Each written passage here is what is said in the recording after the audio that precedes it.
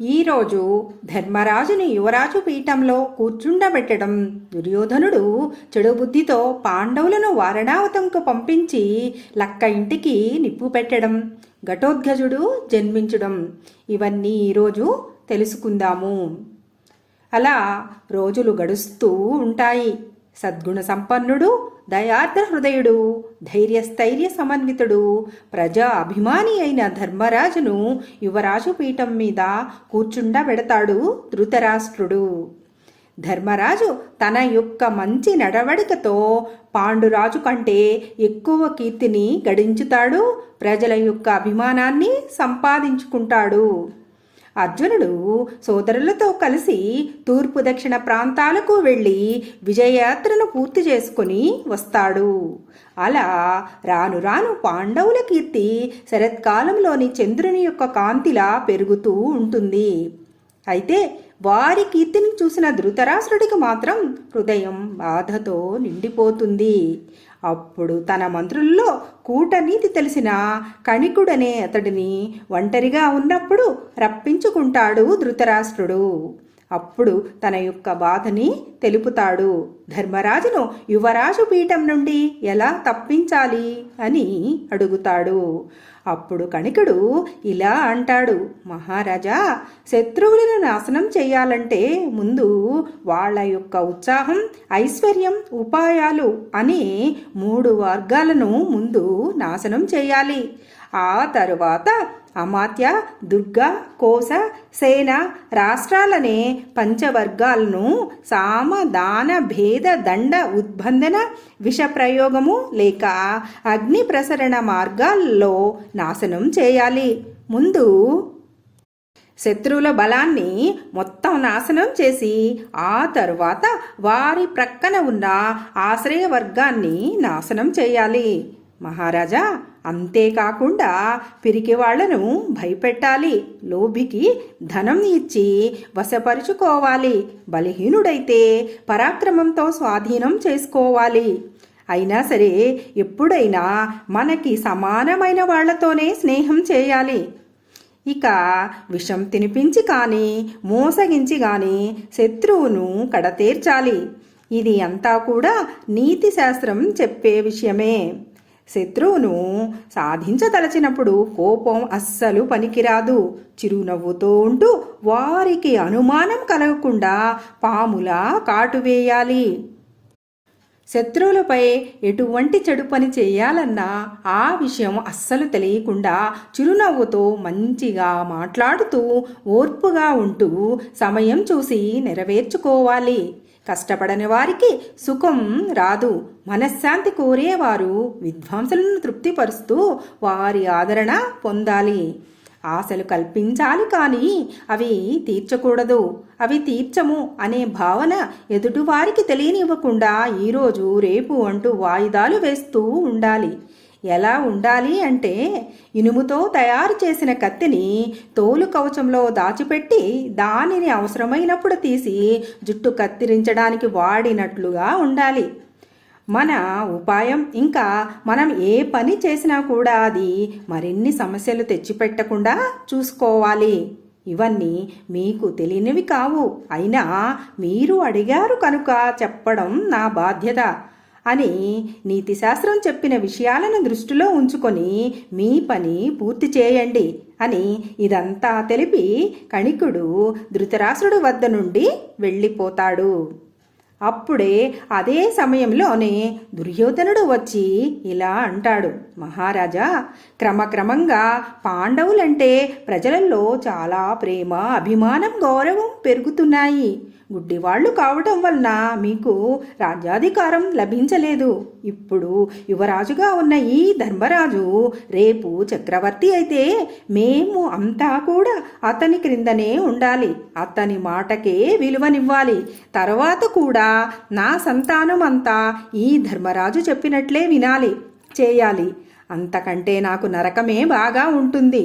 అందువల్ల ఈలోపే మీరు రాజ్యాధికారులు అయితే ఆ సమస్యలన్నీ రావు. ఇందుకోసం కర్ణుడు, శకుని, దుశ్శాసనులతో కలిసి ఆలోచనలు చేశాను.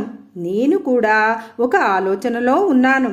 అందుకని ఇప్పుడు పాండవులను వారణావతం పంపాలి అని అంటాడు దుర్యోధనుడు.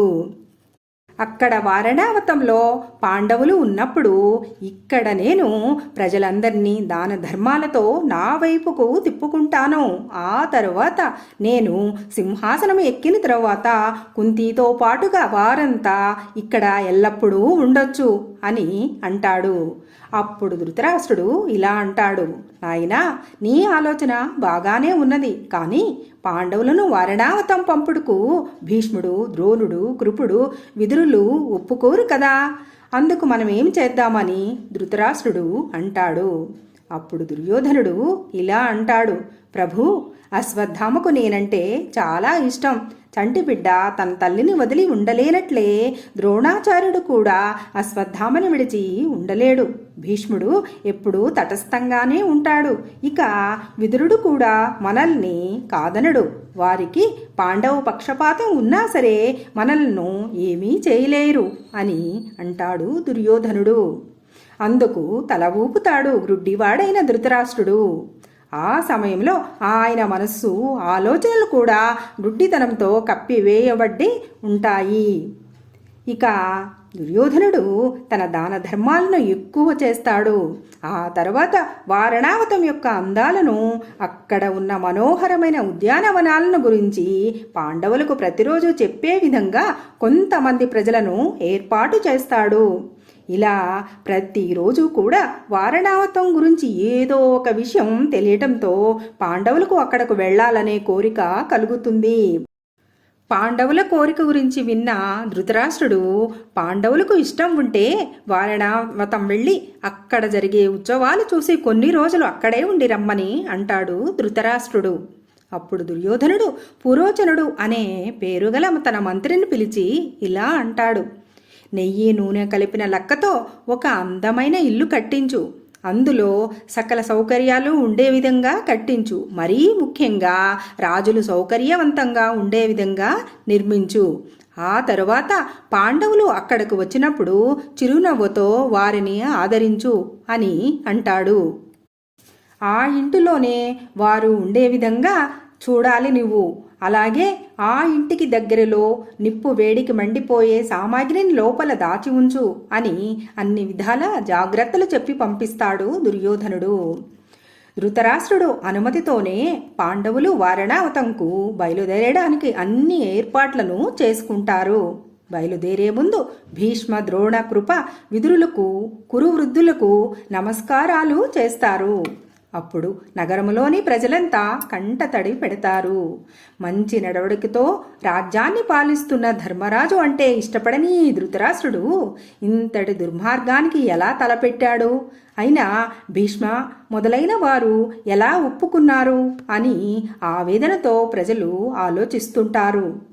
శంతనుడు, విచిత్రవీరుడు, పాండురాజు పరిపాలించినట్లే ధర్మరాజు కూడా తమను మంచి మార్గంలో పరిపాలించగలడని నమ్మిన ప్రజలు తాము కూడా హస్తినాపురం వదిలివేసి వారణావతం వస్తామని అంటారు. అందుకు ధర్మరాజు ఒప్పుకోలేదు. అలా పాండవులు వారణావతం బయలుదేరుతూ ఉన్నప్పుడు అందరూ వింటూ ఉండగానే విదురుడు 2 విధాలుగా అర్థం వచ్చే మాటలు మాట్లాడుతాడు. ఈ విధంగా అంటాడు, పాండవులారా, శత్రువుల యొక్క పనులను అర్థం చేసుకున్నవాడు వారు చేసే చెడు పనుల వల్ల వచ్చే ప్రమాదాల నుండి కూడా బయటపడే మార్గం కూడా తెలుసుకోవాలి. లోహ నిర్మితం కాని శస్త్రం ఉన్నది. దానిని ఏ అఘాతం తినకుండా కాపాడుకోవాలి. అడవిలో ఉన్న ఎండుగడ్డి మండుతూ ఉన్నా కూడా కలుగులో ఉన్న ఎలుకకు ఎలాంటి ప్రమాదం ఉండదు. తరువాత అది సరైనటువంటి మార్గం చూసుకొని బయటపడి తనను కాపాడుకుంటుంది. దిక్కు తెలియటానికి నక్షత్రం ఉన్నది. పంచేంద్రియాలను మెలకువతో ఉంచుకున్నవాడు శత్రువుల నుండి రక్షించుకుంటాడు అని విదురుడు అనగానే అప్పుడు ధర్మరాజు, మహామంత్రి, మీ మాటలు నాకు అర్థమయ్యాయి అని అంటాడు. అలా అందరూ కలిసి వారణావతంకి బయలుదేరుతారు. అలా వారు కొంత దూరం ప్రయాణం చేస్తారు. అప్పుడు కుంతీదేవి ఇలా అంటుంది, నాయనా, విదురుడు ఏదో చెప్పాడు, అది నీకు అర్థమయ్యిందన్నావు, ఏమిటి దాని అర్థం అని అడుగుతుంది. దానికి ధర్మరాజు ఇలా చెప్తాడు, అమ్మా, శస్త్రం అంటే ఇల్లు, అది నిప్పుతో కాలిపోతుందని, అందుకు మనతో ఉండే పురోచనుడే కారణమని, అందుకని దాని నుంచి బయటపడడానికి సొరంగ మార్గం ఏర్పాటు చేసుకోమని, పంచేంద్రియాలంటే సోదరులని, మీరంతా ఒకే మాట మీద ఉంటే ఎలాంటి ప్రమాదం రాదని విదురుడు చెప్పాడని చెప్తాడు ధర్మరాజు. పాండవులు వారణావతం రాగానే నగరములోని ప్రజలంతా వారికి ఎదురు వచ్చి కానుకలు సమర్పించి స్వాగత మర్యాదలు జరుపుతారు.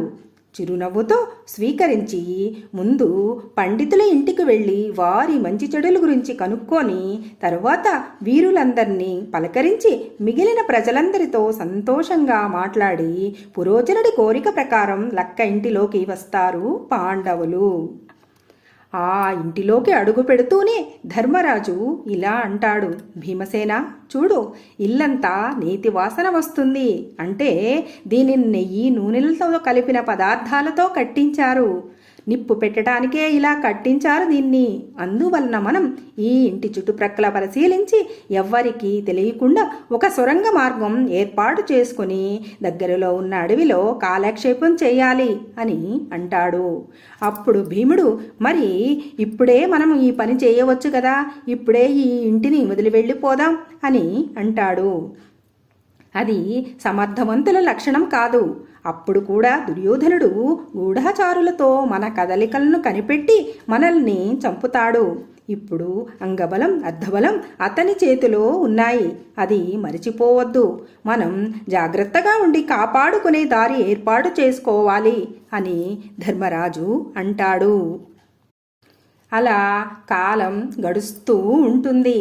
ఒకరోజు ఒక వ్యక్తి ధర్మరాజు వద్దకు వచ్చి ఎవరూ లేనప్పుడు చూసి ఇలా అంటాడు, మహారాజా, నాకు సొరంగాలు తవ్వటం బాగా వచ్చు, అందుకనే నన్ను విదురుల వారు పంపారు అని అనగానే అప్పుడు ధర్మరాజు అతడిని తన కొలువులో నియమించుకుంటాడు. అతని పేరు కనకుడు. కందకం శుభ్రం చేసే పని మీద వచ్చినట్లు వచ్చి భవనం మధ్యలో సొరంగం త్రవ్వటం మొదలు పెడతాడు.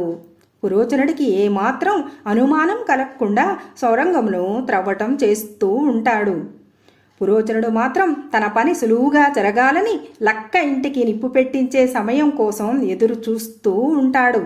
అయితే పాండవులు పురోచనుడి యొక్క కదలికలను గమనిస్తూనే ఉంటారు. ఒకనాడు కుంతీదేవి పూజలు జరిపించి నగర వాసులందరికీ భోజనాలు పెట్టిస్తుంది. ఆ సాయంత్రం ఒక కోయ స్త్రీ 5 బిడ్డలతో కలిసి వచ్చి తృప్తిగా భోజనం చేసి తప్పతాగి మత్తులో అక్కడే నిద్రపోతుంది. అంతకు ముందు రోజే సొరంగం త్రవ్వటం కూడా పూర్తి అవుతుంది. కనుక పురోచనుడు నిప్పు పెట్టే వరకు ఆగకుండా లక్క ఇంటికి దాని ప్రక్కనే ఉన్న ఆయుధశాలకు ఒకేసారి నిప్పు ముట్టించి సొరంగం నుండి బయటకు వెళదాం అని భీముడితో అంటాడు ధర్మరాజు రహస్యంగా. ఆ రోజు రాత్రి 3 గంటలకు వారణావతం చిమ్మ చీకటిలో గాఢమైన నిద్రలో ఉంటుంది. భీమసేనుడు మెల్లగా చప్పుడు చేయకుండా వెళ్ళి పురోచనుడి గదికి నిప్పు పెడతాడు. తరువాత సింహద్వారానికి నిప్పు పెడతాడు. అలా అటే వెళ్ళి మిగిలిన ద్వారాలకు కూడా నిప్పు పెడతాడు. పొగలు వచ్చి మంటలు వ్యాపించే వేళకు పాండవులు కుంతీదేవితో కలిసి సొరంగ మార్గాన బయలుదేరి కొంత దూరం నడుస్తారు. కానీ వారికి చాలా అలసట వస్తుంది. అప్పుడు భీముడు వారిని తన భుజాల మీద కూర్చొండుబెట్టుకొని వేగంగా నడుస్తూ ఉంటాడు. అలా పాండవులు గంగా తీరం వద్దకు చేరుతారు. అప్పటికే అక్కడకు విదురుడు పంపిన పడవ నడిపే అతను తన పడవలో వారిని గంగా నదిని దాటించి వెళ్ళిపోతాడు. అలా పాండవులు అడవిలో నుండి నడుస్తూ ఉంటారు. తెల్లవారిపోతుంది. ఇక అక్కడ బూడిదైన లక్క ఇంటిలో 5 బిడ్డలతో కలిసి నిద్రపోయిన కోయి స్త్రీ కాలిపోయి ఉంటుంది. అది చూసిన కుంతి పాండవులే కాలిపోయారని ధృతరాష్ట్రునికి సమాచారం తెలియపరుచుతారు ప్రజలు. కనకుడి పనితనం వల్ల కాలిపోయిన లక్క ఇంటిలోని సొరంగ మార్గం కనిపించనందువల్ల పాండవులే చనిపోయినట్లు భావించి దుర్యోధనుడు స్నేహితులతో కలిసి సంబరాలు చేసుకుంటాడు. అయితే ధృతరాష్ట్రుడు మాత్రం కొద్దిసేపు ఏడ్చి భీష్మ దుర్యోధనులతో గంగా తీరానికి వెళ్ళి అంత్యక్రియలు జరిపించి తర్పణాలు అర్పించుతాడు. భీష్ముడు విపరీతంగా ఏడవడం చూసి అప్పుడు విదురుడు ఒంటరిగా ఉన్నప్పుడు రహస్యం మొత్తం వివరిస్తాడు. అప్పుడు భీష్ముడు సంతోషపడి తృప్తిగా విదురుడిని అభినందించుతాడు. లక్క ఇల్లు విడిచిపెట్టిన పాండవులు కీకారణ్యంలో పడి వెళుతూ ఉంటారు. సూర్యరశ్మి కూడా నేల మీద పడనటువంటి గాఢమైన అరణ్యంలో అలా వెళుతూ వెళుతూ సంధ్యా సమయానికి ఒక ప్రాంతం చేరుతారు. చిమ్మ చీకట్లు అప్పుడే కమ్ముతూ ఉంటాయి. కుంతీదేవి తనకు దాహంగా ఉన్నది అని అంటుంది. అప్పుడు భీముడు ఒక్కసారిగా ముందుకు దూకి సరోవరం కోసం చూసే ఉద్దేశంతో ఒక పెద్ద చెట్టు పైభాగానికి ఎక్కుతాడు.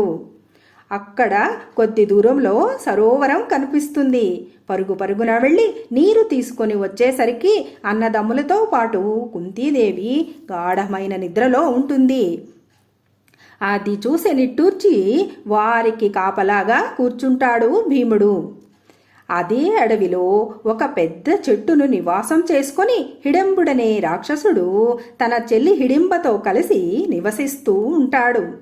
అడవిలో నరవాసన సోకటంతో చెల్లిని పంపి ఆ మనుషులను తెచ్చి వంట చేసి పెట్టమని అంటాడు. అయితే అక్కడకు వచ్చిన హిడింబ దూరం నుండే భీముడిని చూసి ఇష్టపడుతుంది. ఈ మహావీరుడే నాకు భర్తగా ఉండాలి అని అనుకుంటుంది. ఆమె మనసు భీమునిపై ప్రగాఢమైన ప్రేమను ఏర్పడుతుంది. అప్పుడు ఆమె అతి సుందరమైన రూపం ధరించి, ఓ సుందరాంగుడా, మీరు ఎవరు?